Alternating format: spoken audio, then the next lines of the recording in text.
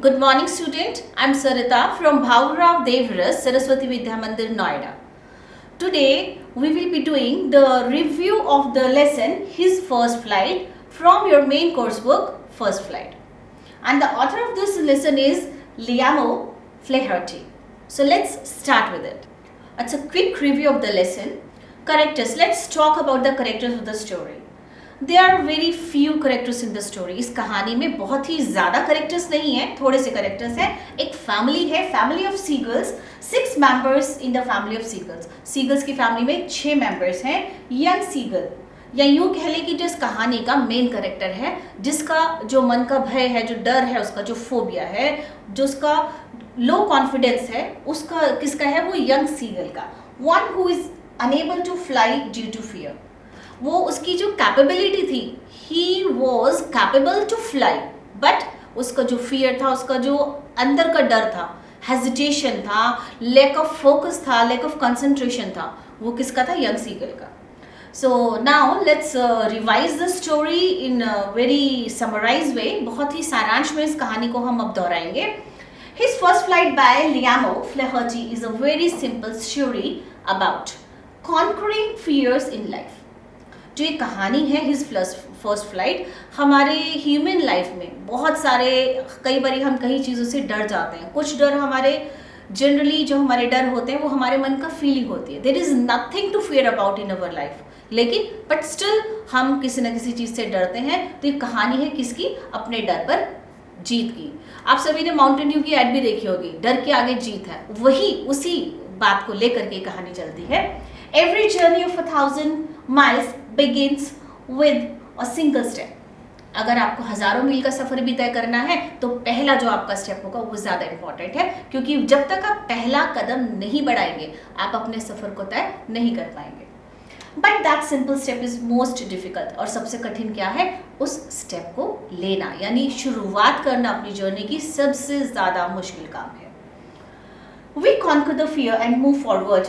Then we realize our potential and capabilities. अब बात होती है potential and capabilities की. Potential हम सभी में potential है, लेकिन हम फिर भी डर जाते हैं. क्यों? क्योंकि हम अपने potential को, अपनी ताकत को, अपनी क्षमता को पहचानते नहीं हैं. तो लेकिन इसी कहानी में भी ऐसा ही होता है. बर्ड है, बर्ड के पास एक बाय नेचर उसका जो इनबॉर्न उसका फीचर है, करेक्टरिस्टिक्स है, that a bird can fly. And लेकिन फिर भी उसके जो मन का डर है, उसकी इनबॉर्न क्वालिटी को भी, उसके इनबॉर्न पोटेंशियल को, उसकी क्षमता को हैम्पर कर देता है, उसको ओवरलैप कर देता है. In this lesson a family of seagulls lived in a ledge. A young seagull is left alone as he is afraid of flying and is one of the among slow learners.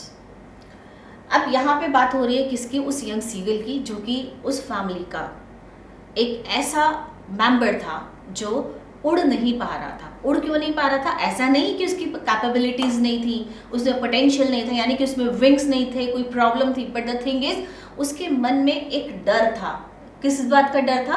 कि वो उड़ नहीं सकता. अगर उड़ेगा तो शायद वो गिर जाएगा, कोशिश करेगा तो वो हार जाएगा, अगर वो आगे बढ़ने की कोशिश करेगा तो बढ़ नहीं पाएगा. यही सब जो डर थे उसको रोके हुए थे. All that this young seagull needed as was motivation, as his family left him alone on the ledge and flew away because they want to motivate him by the way of punishment. अच्छा, यहाँ पे मैं अपनी थोड़ी student life से relate करना चाहूँगी इस बात को, कि जैसे कभी कभी ऐसा होता है, हमारे टीचर्स, हमारे एल्डर्स, हमारे पेरेंट्स हमें किसी बात के लिए डांट देते हैं. तो इसका मतलब ये नहीं है कि वो हमारे से नाराज़ हैं या वो हमारे में सिर्फ कमियाँ ही देखते हैं.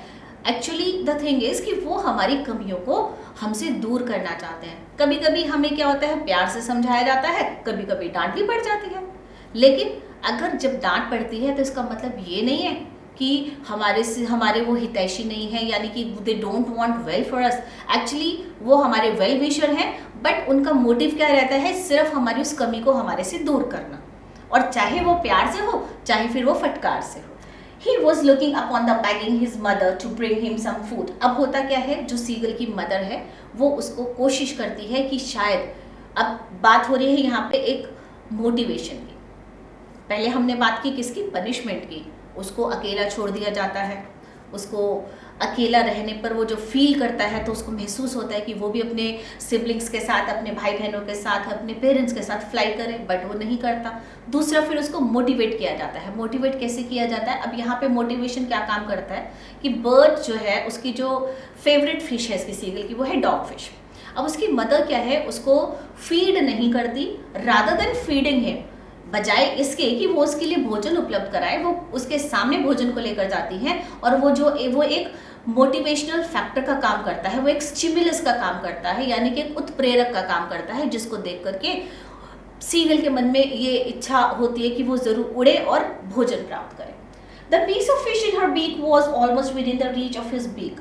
अब वो क्या करती है, मछली का एक टुकड़ा लेकर आती है और अपनी चोंच में उसको वो उस सीगल के पास लाती है, लेकिन फिर उससे दूर चली जाती है, फिर उसके नज़दीक आती है और इतना नज़दीक आती है कि वो जो टुकड़ा था, फिश का टुकड़ा था, उसकी पहुंच में था, सीगल की पहुंच में था, लेकिन उसको मोटिवेट करने के लिए, उसको ये एहसास करवाने के लिए कि उसका पोटेंशियल क्या है, उसकी कैपेबिलिटीज़ क्या है, उसकी मदर उस खाने को उससे दूर ले जाती है। अब जब उसकी मदर उसको इस तरीके से सिखाती है कि कैसे उसको भोजन प्राप्त करने के लिए खुद एफर्ट्स कर रहे हैं, तब क्या होता है, उसको बहुत बुरा लगता है और उसको दुख होता है कि क्यों वो नहीं उड़ता, और अचानक से उसको बहुत गुस्सा आता है। गुस्सा इसलिए आता है क्योंकि जनरली हम एक्सपेक्ट करते हैं कि mother is a very loving and affectionate person in our life.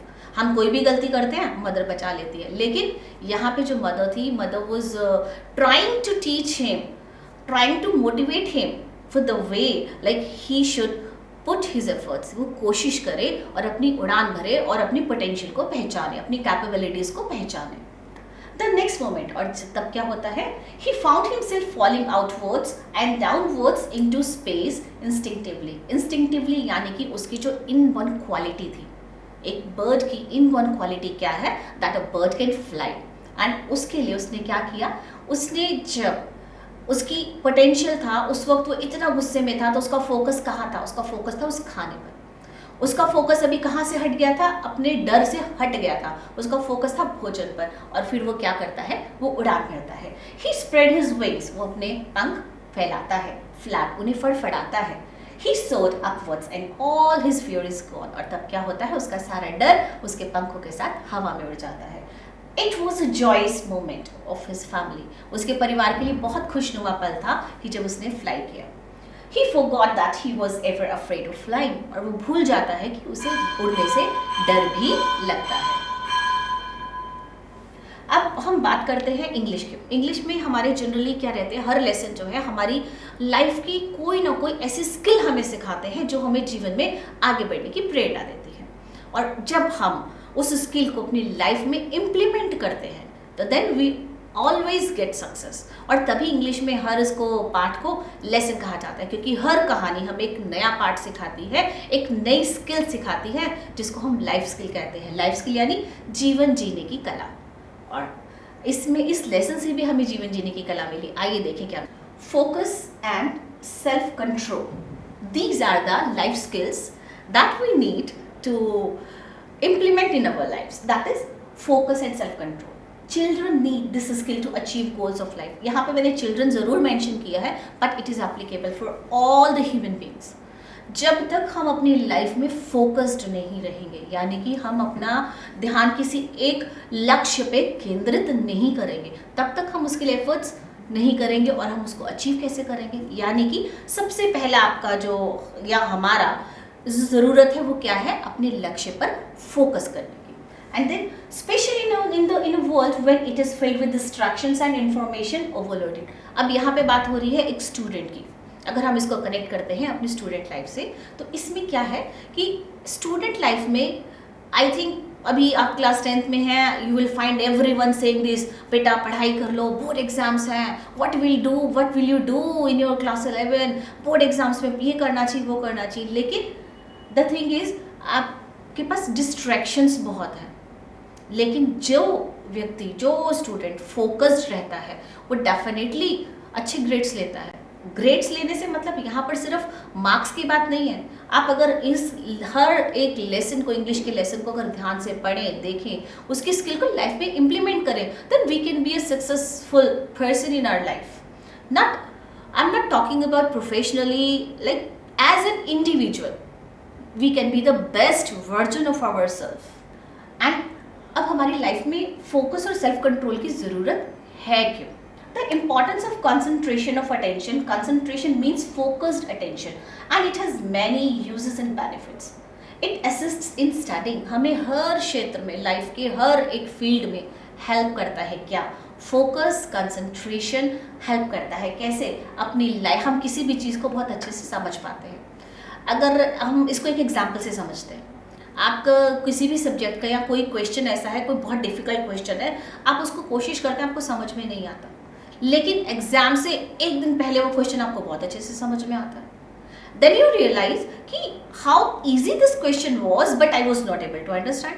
उसका रीज़न ही होता है कि आपका जो फोकस होता है उस वक्त उस क्वेश्चन को सम करने पर, को सॉल्व करने पर होता है. मोरओवर आपका जो एग्जाम है दैट इज़ योर गोल.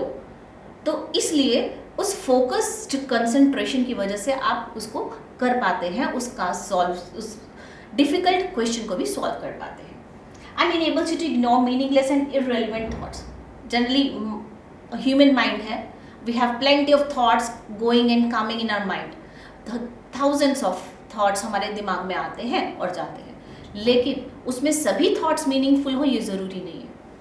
और लेकिन फोकस और कंसंट्रेशन से हम जो मीनिंगफुल थॉट्स हैं उनको रिटेन करते हैं और अपनी जो भी हम काम कर रहे हैं उसको अच्छे तरीके से कर पाते हैं. सेल्फ कंट्रोल होता क्या है? सेल्फ कंट्रोल क्या है? Keeping track of your thoughts, feelings and actions.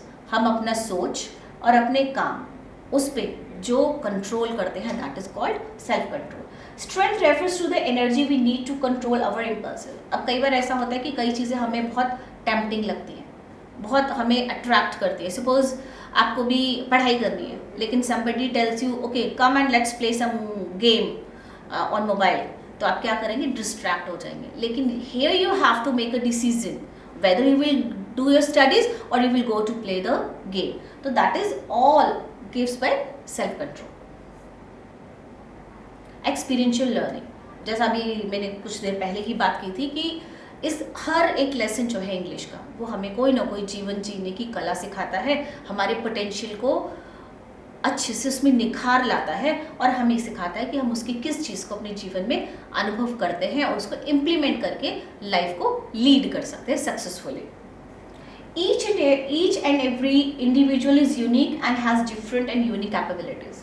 हर एक मनुष्य जो है, हर एक व्यक्ति अपने आप में दूसरे से भिन्न होता है. अगर हम एक क्लासरूम की भी बात करते हैं तो क्लासरूम में अगर जितने भी स्टूडेंट्स हैं 30-40 स्टूडेंट्स, तो उसमें हर एक इंडिविजुअल की सीखने की जो क्षमता है, कैपेबिलिटी है, पोटेंशियल है, वो डिफरेंट होगा. We can't compare to students with that. We can achieve everything in our life, just we need to determine. अगर हम कुछ भी अपने लाइफ में अचीव करना चाहते हैं तो हमें उसको just we have to determine कि हमें वो चीज़ अचीव करनी है. Sometimes negative reinforcement works better. इस कहानी में भी हमने देखा कि नेगेटिव रीएनफोर्समेंट क्या होता है कि जब किसी चीज़ को, आपको जब कोई चीज़ डांट के समझाई जाती है, वो नेगेटिव रीएनफोर्समेंट में आ जाती है. अब उसकी जो मदर है, सीगल की मदर है, सीगल की मदर ने उसको खाना नहीं दिया, उसकी फैमिली ने उसको अकेला छोड़ दिया. यहाँ पे ये था नेगेटिव रीएनफोर्समेंट, जिसकी वजह से उसको बुरा लगा, उसके मन में ये विचार आया, तो वो फिर उड़ पाया. तो next time when your teachers or elders scold you, so take it in a positive way. वो आपके लिए एक नेगेटिव रीएनफोर्समेंट है, because they want the good for you. We all have the potential, so just we need to trust ourselves. हम सभी के पास potential है, सभी के पास capabilities है, just we need to trust on and we need to move on. Thank you. The session is over. In the next session we will be having new lesson. Thank you.